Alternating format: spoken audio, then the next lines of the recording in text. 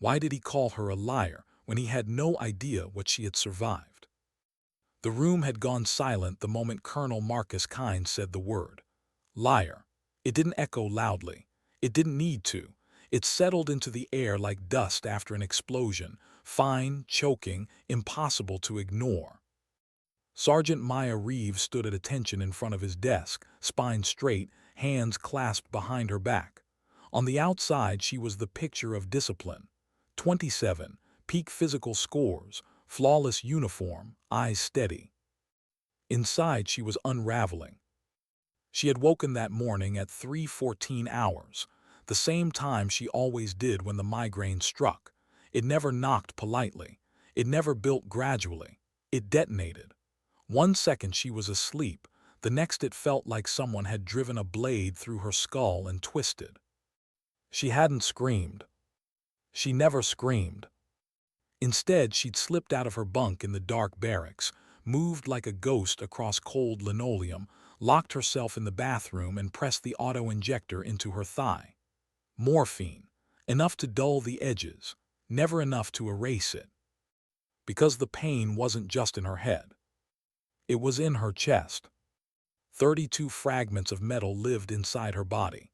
32 pieces of a roadside bomb in Talman Valley that had torn through steel and flesh alike.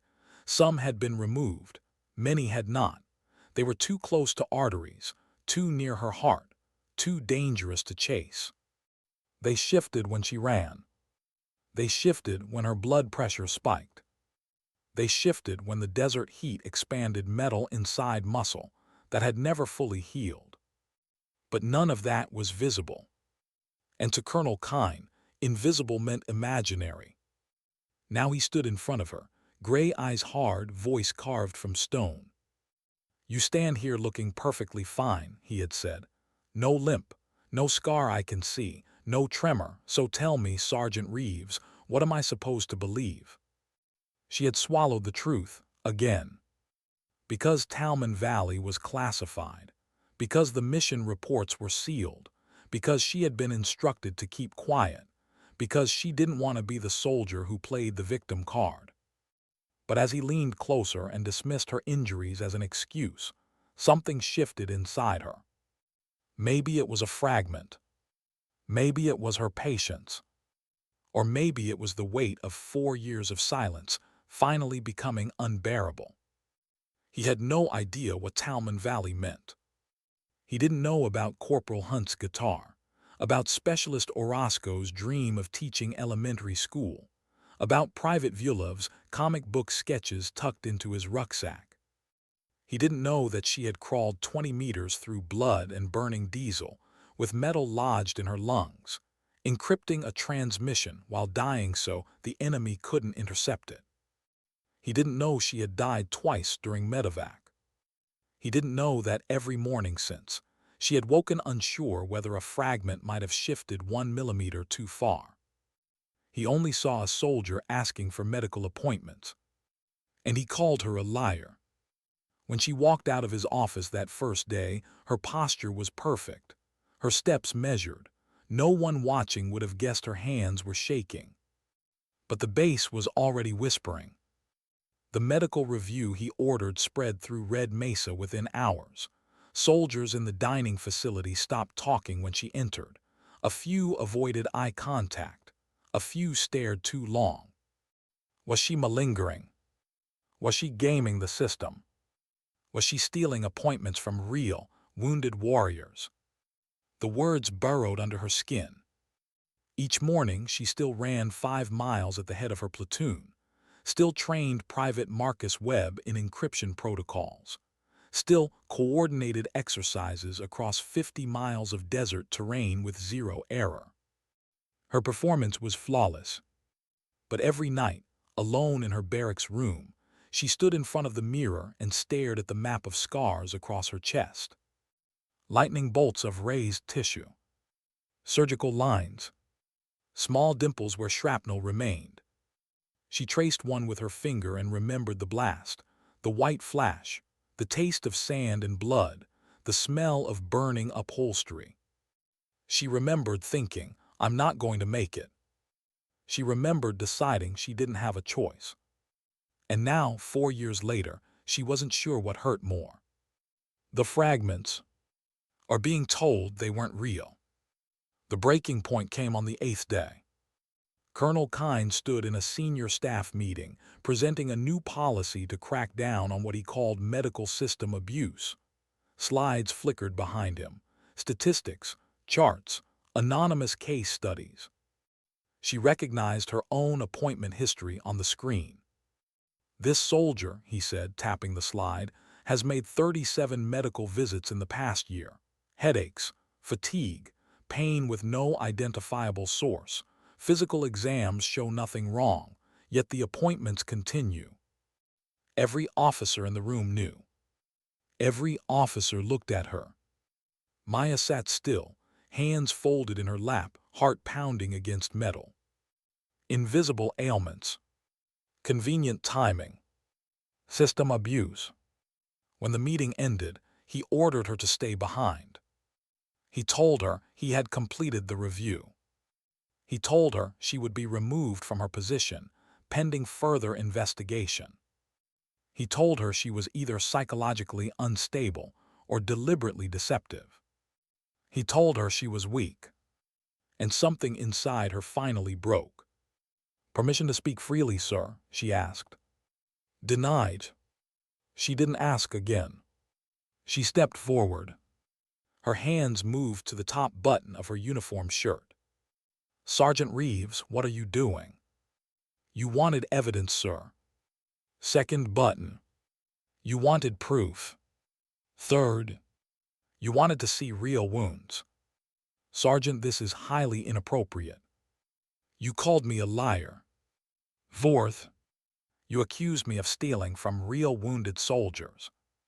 Fifth. The fabric parted. The fluorescent light caught scar tissue and turned it pale and merciless. Colonel Kyne went silent. The damage radiated across her torso, over her ribs, across her sternum, down her side. Surgical incisions intersected with jagged entry points. "Talman Valley," she said evenly. "July 13th, triple-stacked IED. Russian artillery shells converted into an improvised device." She pointed. "Fragment here, 2 millimeters from my heart. Another. Punctured my right lung. Another. Severed an intercostal nerve. That's why I get the shooting pains." He stared. She continued. 32 fragments remain inoperable. They shift. When they shift, I get migraines so severe I lose vision. I experience hearing loss, nerve compression, risk of catastrophic internal bleeding." Her voice did not waver. 3 soldiers died on impact. I crawled to a working radio and encrypted the medevac transmission while bleeding out. Survival rate was 15%. The door opened behind her. Dr. Rebecca Palmer entered with a medical file thick enough to silence any doubt. She placed CT scans and X-rays on the table. Bright white shards glowed inside Maya's chest on the films. "These are her fragments," Palmer said quietly. "I treated her. I kept her alive.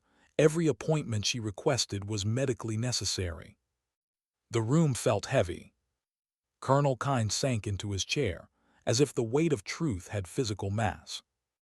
For the first time since she had met him, his certainty cracked. She buttoned her shirt slowly. "My medical history is private," she said. "I never believed I should have to expose my body to justify care." She met his eyes.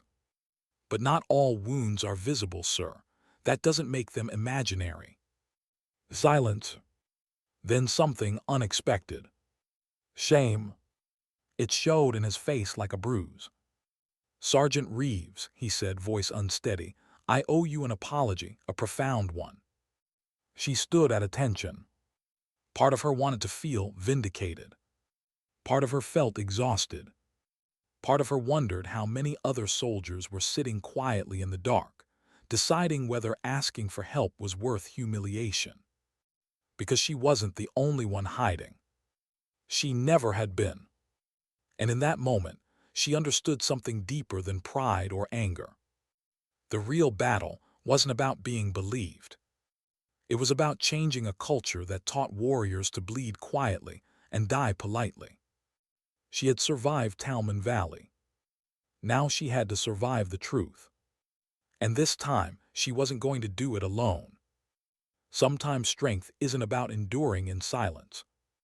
Sometimes it's about daring to be seen. Why did the strongest man on the base look like he was about to break?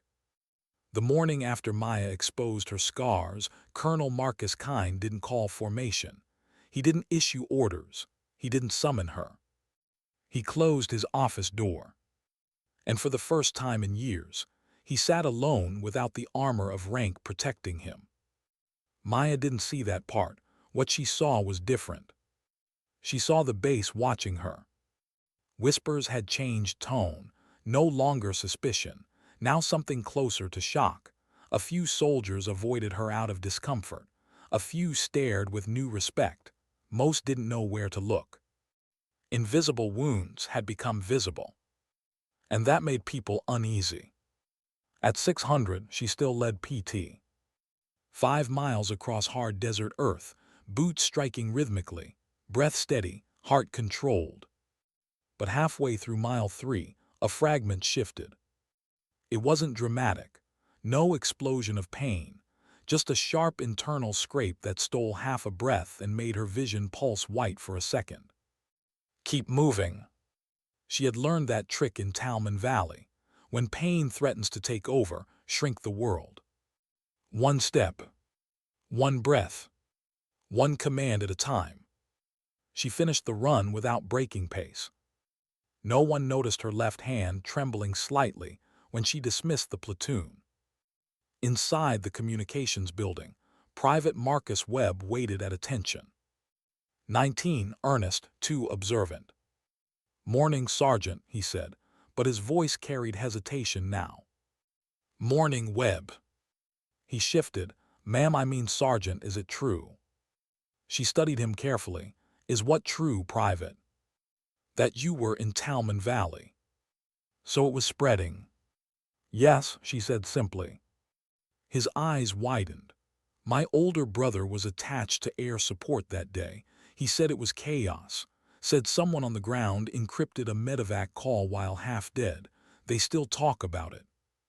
Maya felt something twist inside her chest.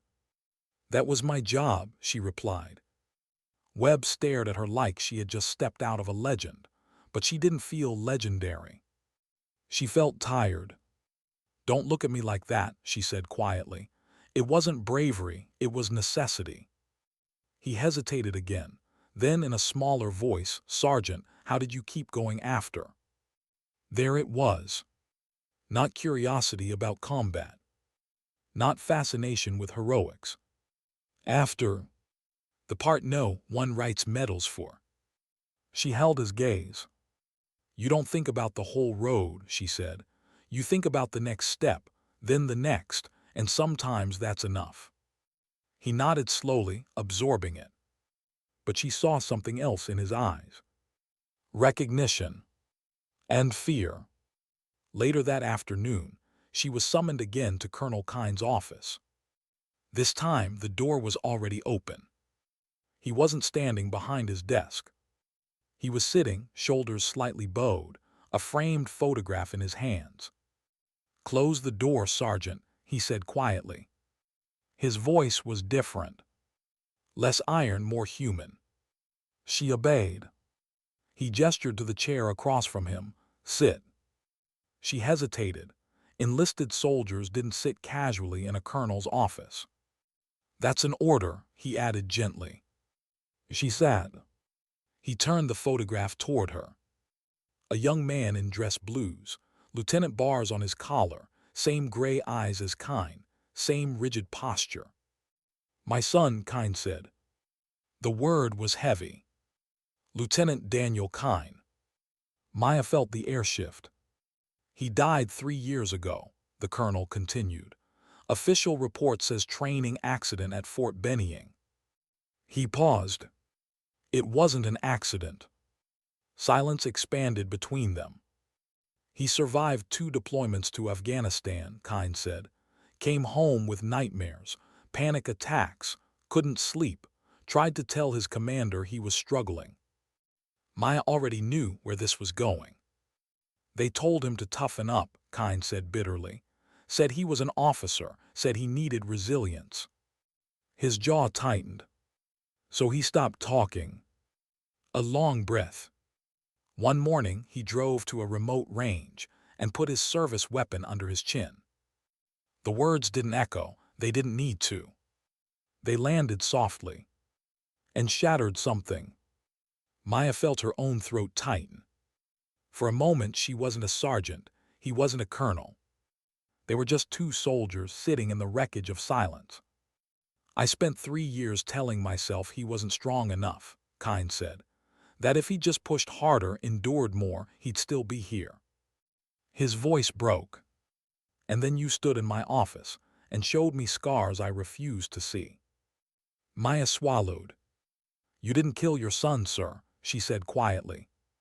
I raised him to believe weakness was unacceptable, Kine replied.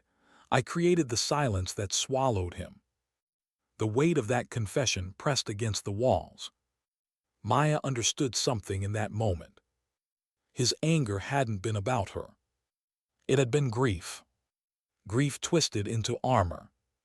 Armor turned into cruelty.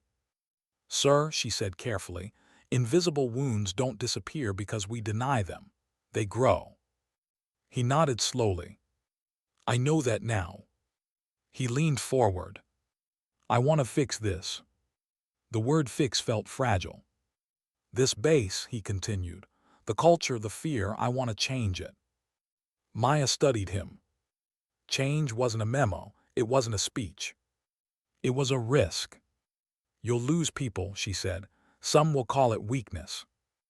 I've already lost the only opinion that mattered, he replied softly. That silenced her. He took a steadying breath. I want you to help me build something here. Training, awareness, a system where soldiers don't have to unbutton their uniforms to be believed. The irony wasn't lost on her. You're asking me to stand in front of officers who just watched you humiliate me, she said. Yes. Why? Because they'll listen to you. She didn't answer immediately. She thought about Hunt, about Orozco, about Vulov, about Webb's question, how did you keep going after? She thought about Daniel Kine, and about the soldiers still sitting quietly in the dark at 3:14 hours, telling themselves to be stronger. I'll do it, she said finally. But not for optics, not for promotion, for them. For them, he agreed. 3 weeks later, the base theater was full. 53 officers and senior NCOs sat in metal chairs facing a small stage. Murmurs rippled through the room. Some skeptical, some curious, some irritated. Maya stood backstage beside Major Sarah Chen, the battalion XO. Chen's face was composed, but her hands betrayed tension. You nervous? Chen asked quietly. Yes. Good means it matters. Colonel Kine walked onto the stage first. The room fell silent. I was wrong, he began. No one expected that. I accused a soldier of malingering, of exploiting the system. I was wrong. Shock registered across several faces. Today we're talking about invisible wounds, he continued, and the cost of ignoring them. He gestured toward the wings. Sergeant Maya Reeves. She stepped into the light. Every eye locked onto her. For a heartbeat, she felt exposed again. But this time it was by choice. She didn't start with Talman Valley. She started with 3:14 hours. With a migraine that feels like a knife behind your eye, she said evenly. With pain that no one can measure. With the fear that if you admit it, you'll be labeled weak. She watched faces shift. Some stiffened. Some softened.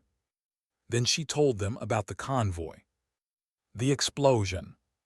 The crawl. The encryption. The fragment still lodged inside her. She didn't dramatize it. She didn't glorify it. She told it plainly.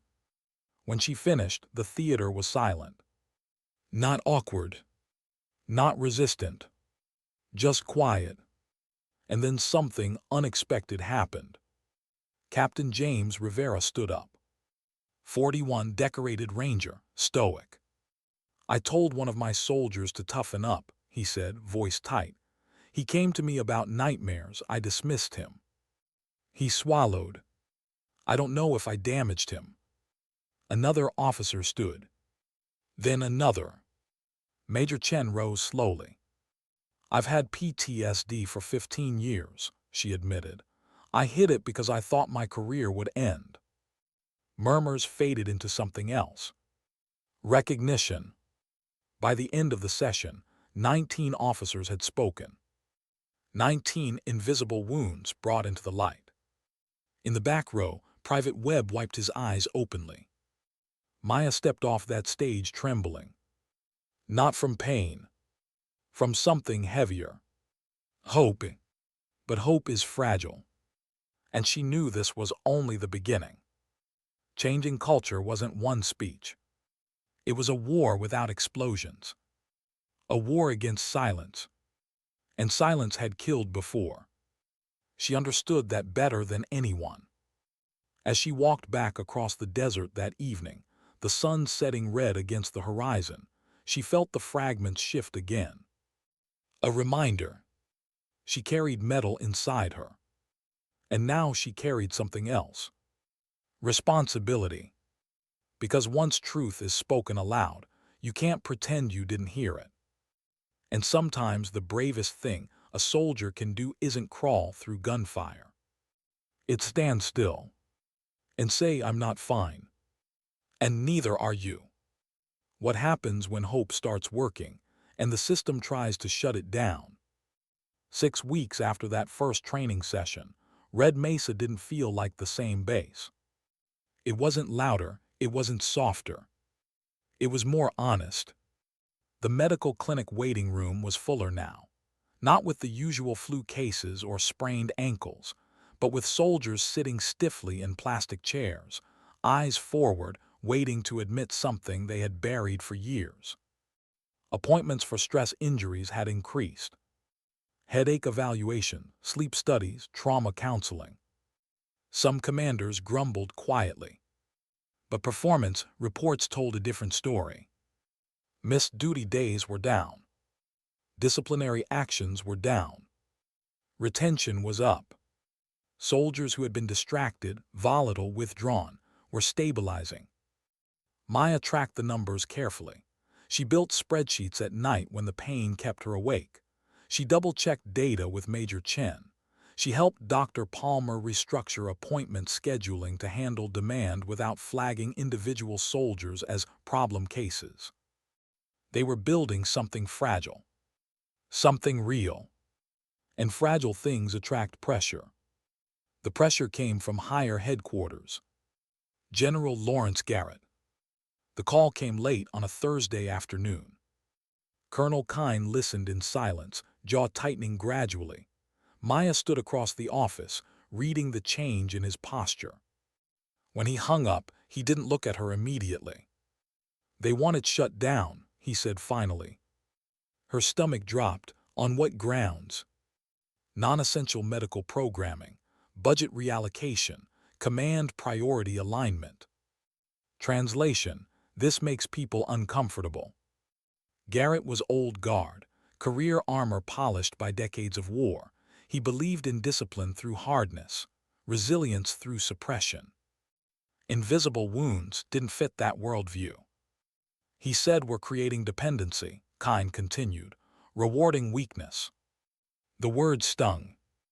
Maya thought about Webb sitting in peer support meetings, finally sleeping through the night. She thought about Captain Rivera apologizing to his soldier.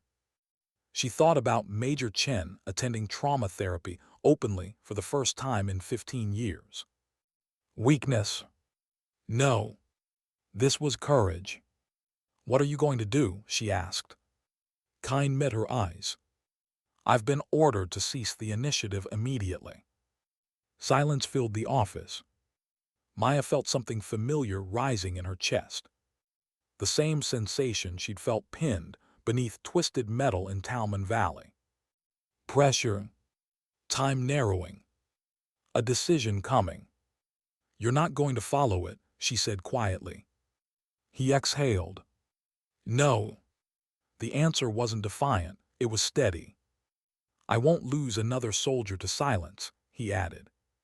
For a moment, she saw Daniel Kine standing between them. Not as accusation.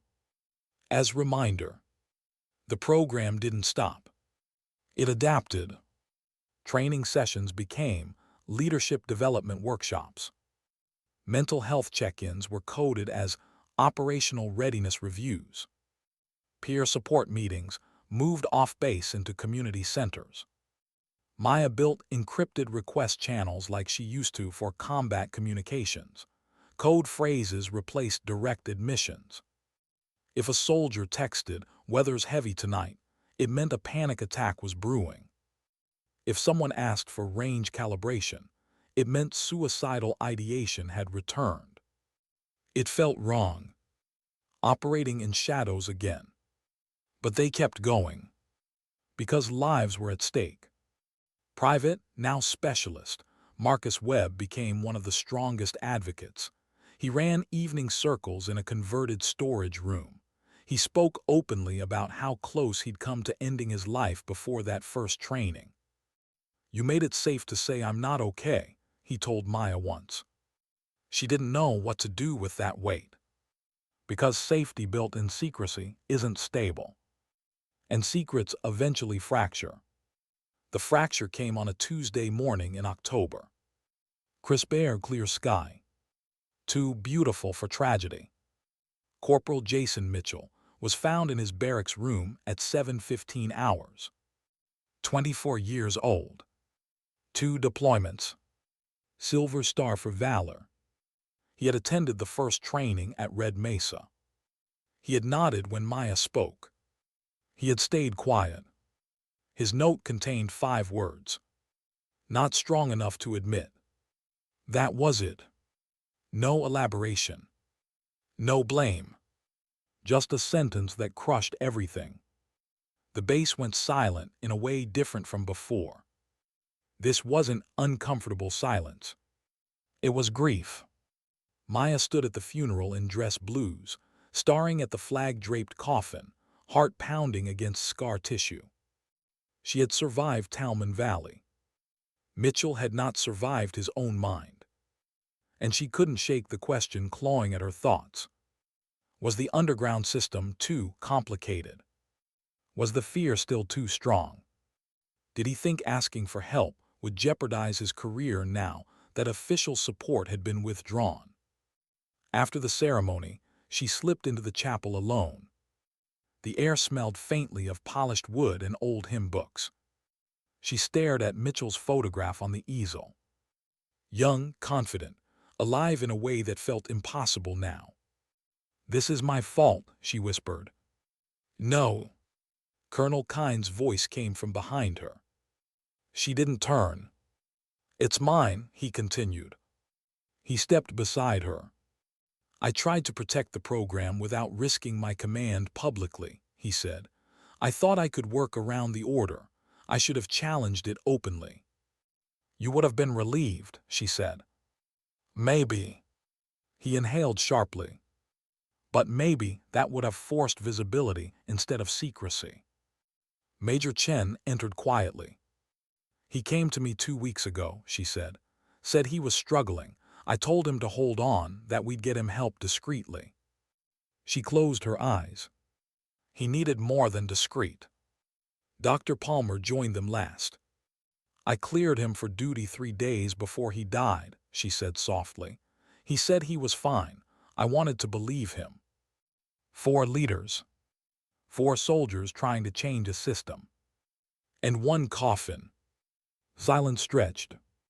Maya felt something shifting again, not metal this time. Resolve. "We stop hiding," she said finally. Kine looked at her. We go public.